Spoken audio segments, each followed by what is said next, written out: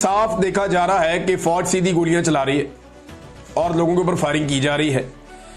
अब इसमें अभी तक जितने भी बयानात आए हैं वो तमाम बयानात बड़ा क्लियरली ये बता रहे हैं कि जो भी किया ये सिक्योरिटी फोर्सेस ने किया। सुहेल अफरीदी सूबाई वजीर है, वो ये कहते हैं रियासत पर काबिज दरिंदे इंसानी इकदार भूल चुके हैं, मासूम लोगों को मारना इनका मामूल बन चुका है।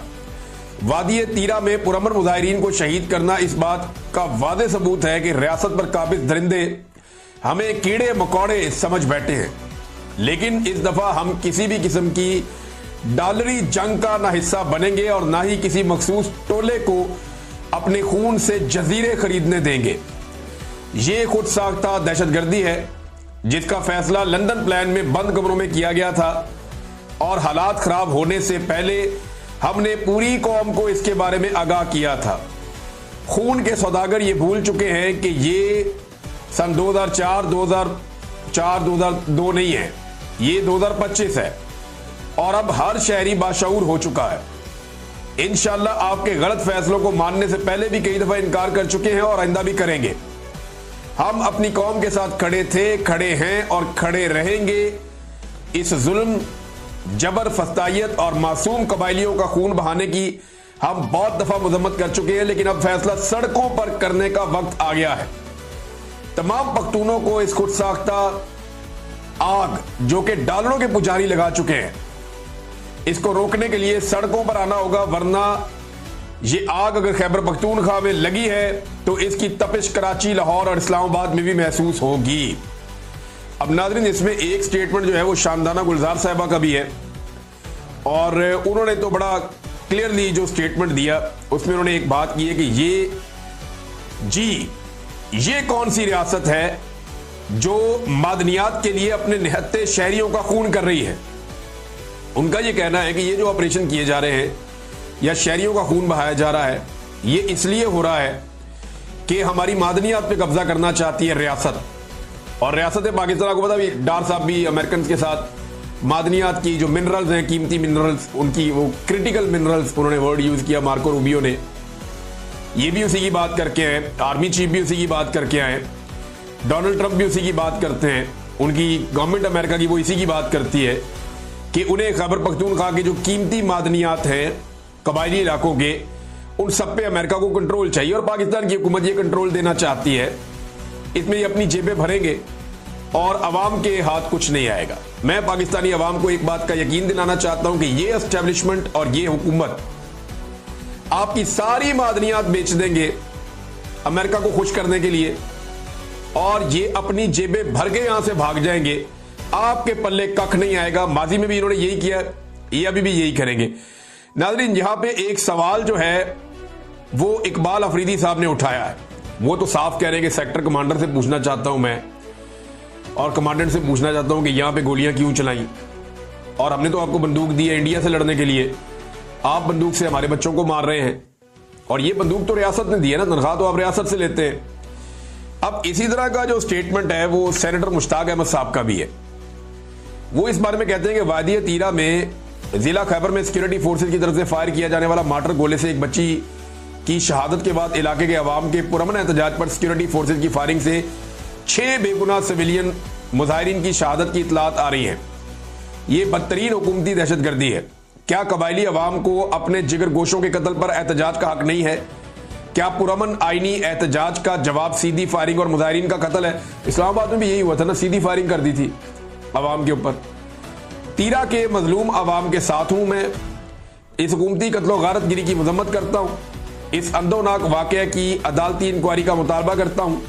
फौजी ऑपरेशन, सिविलियंस आबादी पर बमबारी, मार्टर गोलों की फायरिंग, ड्रोन हमले फौरी बंद किए जाएं। ये जनाब स्टेटमेंट है सेनेटर मुश्ताक अहमद साहब का। इसमें जो मोहसिन दावड़ है उन्होंने भी एक स्टेटमेंट दिया। इनका ताल्लुक पाकिस्तान तहरीक इंसाफ से नहीं, इनकी अलग जमात है और इन्होंने भी बड़ी शदीद मजम्मत की है इसकी और इस सारी चीज़ को इन्होंने कहा सिक्योरिटी फोर्सेज की मजम्मत करता हूं मैं कि उन्होंने फायर खोला या फायरिंग की सिविलियंस के ऊपर तीरा में। तो इन्होंने भी ये कहा कि ये सिविलियंस के ऊपर जो फायरिंग है ये सिक्योरिटी फोर्सेज ने की है। इनके अलावा और लोग भी यही कह रहे हैं कि ये जो फायरिंग हुई है सिविलियंस के ऊपर ये सिक्योरिटी फोर्सेज ने की है। वीडियोस भी आ चुकी हैं, बहुत सारी चीजें आ गई। अब कुछ चीजें क्लियर हो गई। नंबर एक बच्ची शहीद की गई, पहले ये गलती। उसके बाद लोग पुरअमन एहतजाज कर रहे थे और इसका एतराफ खुद सिक्योरिटी इदारे ने किया जी लोग पुरअमन थे और वो अपने हक के ऊपर एहतजाज कर रहे थे। फिर इन्होंने कहा दहशतगर्दों ने गोली चलाई, वीडियो आ गई, पता चल गया दहशतगर्दों ने नहीं चलाई, गोलियां सिक्योरिटी फोर्सेज ने चलाई। और उसके बाद लोगों ने पथराव भी किया, लोगों ने पथराव किया। ये वीडियो इसकी भी आ गई है कि लोग भी पथराव कर रहे थे, लोग शदीद मुस्तरब थे, गुस्से में आ गए थे कि पहले बच्ची शहीद होगी, अब फायरिंग की जा रही है। और फायरिंग के नतीजे में अभी तक इतलात मुख्तलिफ आ रही है। सबसे कम जो शहादतों की इतला है वो 3 की है और जो ज़्यादा से ज़्यादा है वो 8 की है कि 8 लोग शहीद हो गए हैं, लेकिन अभी तक कोई कंफर्मेशन नहीं है। इलाका ऐसा है, मैंने आपको पहले भी बताया। और जितने मकामी सियासतदान हैं, जो वहाँ के लोकल सियासतदान हैं, वो भी ये बता रहे हैं, अस्पताल जो लोग हैं वो भी ये बता रहे हैं कि सिक्योरिटी फोर्सेज ने फायरिंग की है। जो लोग जख्मी हैं वो खुद बता रहे हैं कि हमें गोली सिक्योरिटी फोर्सेज ने मारी है। तो अब सवाल ये पैदा होता है कि सिक्योरिटी फोर्सेज क्यों लोगों को गोलियां मार रही है? ये क्या नया शौक चढ़ गया इन्हें? एक तो पश्तून को उसके पूरे इमेज को तबाह किया जा रहा है। जो अभी एक ड्रामा हम देख रहे थे कराची में एक यूनिवर्सिटी का, उसमें शलवार कमीज़ें पहना के पश्तूनों की तरह दाढ़ियां रख के वो शो करते हैं जैसे ये दहशतगर्द है सारे।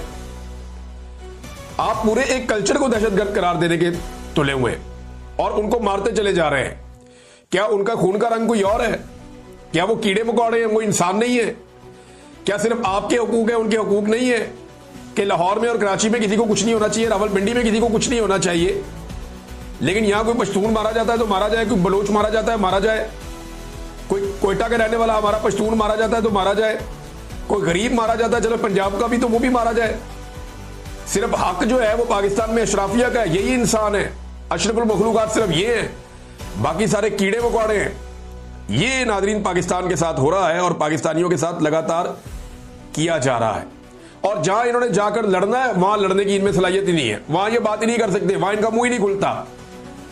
मिसाल के तौर पे ये आप देखें स्टेटमेंट मोहसिन नकवी का, ये बदकिस्मती से पाकिस्तान का वजीरे दाखिला है और इसका स्टेटमेंट देखें, ये एक एतराफ कर रहा है। एक्चुअली तो मैं इसको एक सरेंडर ही कहूंगा।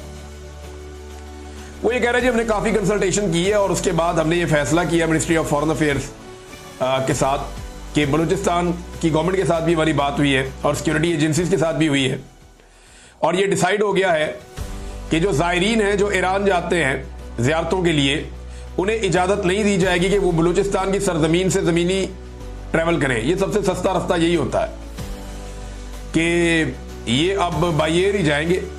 जो लोग कम पैसे देकर बाई रोड चले जाते थे वो अब नहीं जा सकेंगे।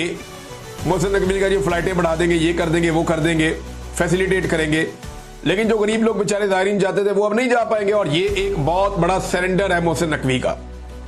मोहसिन नकवी की एक बात आपको याद दिलाऊं, ये वही मोहसिन नकवी है जो बहुत बड़े बड़े दावे किया करता था